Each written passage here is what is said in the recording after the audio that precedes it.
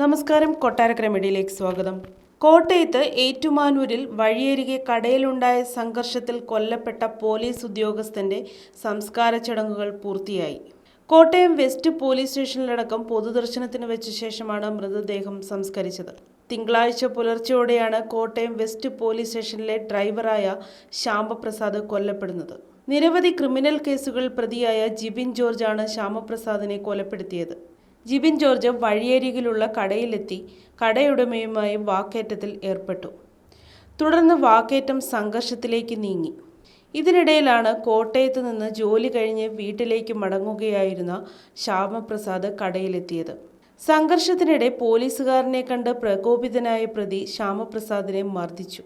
മർദ്ദനത്തിൽ നിലത്ത് വീണ പോലീസുകാരന്റെ നെഞ്ചത്ത് പ്രതി ചവിട്ടുകയും മർദ്ദിക്കുകയും ചെയ്യുകയായിരുന്നു. നെഞ്ചിലേറ്റ പരിക്കാണ് പോലീസുകാരൻ മരിക്കാൻ കാരണമായതെന്ന് പോസ്റ്റ്മോർട്ടത്തിൽ വ്യക്തമാക്കുന്നു. ശ്വാസകോശത്തിൽ ആന്തരിക രക്തസ്രാവവും ഉണ്ടായതായി ഫോറൻസിക് റിപ്പോർട്ടിൽ കണ്ടെത്തിയിട്ടുണ്ട്.